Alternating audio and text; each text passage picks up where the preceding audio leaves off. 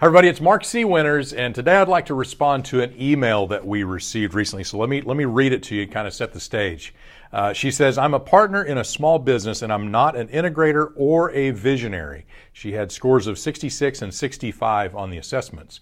She says, my business partner is a visionary, so what happens to the other partner who is neither fish nor fowl? I assume we should hire an integrator and then plug me into the role that makes the most sense on our leadership team. Okay, so kind of get the idea of the situation that she's in, and what she says there, she's kind of right. But there's a few things that I want you to remember when you're approaching a situation like this. The first one is, as an owner of a business, you must be in a greater good mindset. So you got to be really careful to not go into this decision-making process and this structural design process thinking just about you. You've really got to step back, think greater good as an owner of the business. If someone else was doing this, if someone else was making these decisions for the benefit, the greater benefit of the owners and the organization in general, what would they do? So that's how I want you to approach it.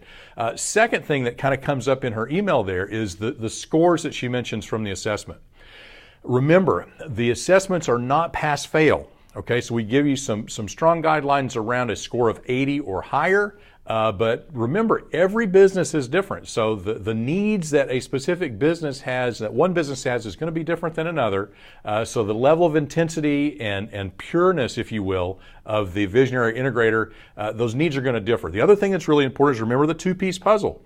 So, you want to be a complementary pair in that visionary and integrator seat. So just the score alone, you've got to look at how it matches up, in this case probably with who the visionary is, the clear visionary, to see how complementary they are. And it's possible that she could be a fit. So I want to look at that.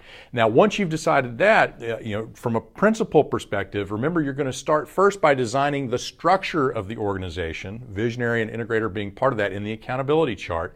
And then once you got the structure optimized and right for where we're trying to go next, now we begin to map people to it. So let's say that she's decided that she really is not the visionary or the integrator. They've identified the visionary, she's not the integrator. It just kind of continues that process of looking as you go through and assigning the best person to each seat, who the best fit is, the best GWC, who gets it, wants it, has the capacity to perform the roles of that seat at the level we need it done. If she's best for one of those leadership team seats, great, she plugs in right there. But what if she's not? What if she's not best for any of those leadership team seats? Well, the process just continues on and we start to move through the rest of the organization, and you may find that she's the best fit for another seat in the organization that's not on the leadership team.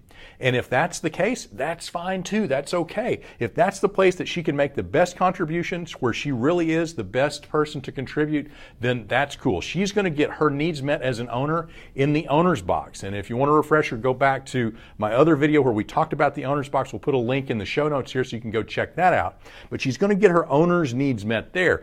That whatever seat she ends up in is fine. The principle is you've got to, as an owner in particular, set the example, right? So whatever seat you end up in, set the example, play by the rules, just like you'd want any other employee, any other person that we put in one of those seats to play by. And really, they're going to look to you to see if you are, or see if you're trying to have some special set of rules that are carved out just for you because you're an owner. Okay, so don't let that happen. It really will unwind the integrity of the whole system and make it difficult to bring all those pieces and parts together. Okay, so 3 key things to wrap this one up today. Number 1, think greater good. I mean, you just have to stay in that mindset. We want everybody in the organization in that mindset, but you as an owner, you really got to do it. You got to set the example. So number 2, remember, structure first, then people.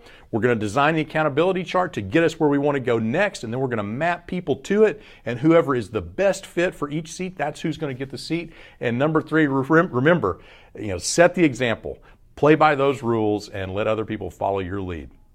Thanks for watching today. At Rocket Fuel, we're all about helping create the most powerful visionary integrator duos on the planet. And we do that by helping you crystallize your thinking about what that should look like, get connected with each other, and then ultimately maximize that relationship to make it as powerful as it can be. So if you want more, please check us out on rocketfuelnow.com, and several things that I'd like you to do there, or at least check out. Number 1, sign up to get our weekly videos. So if you like this one, we do this every week, so please be sure you don't miss any. Number 2, take the Visionary Integrator assessments. Go on there and see really how you're wired. See what your edge of that two-piece puzzle really looks like.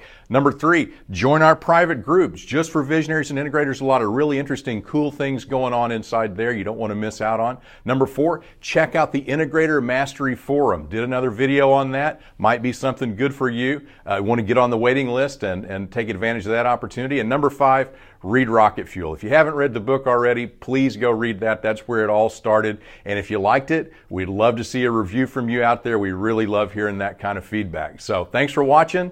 Until next time, go Rocket.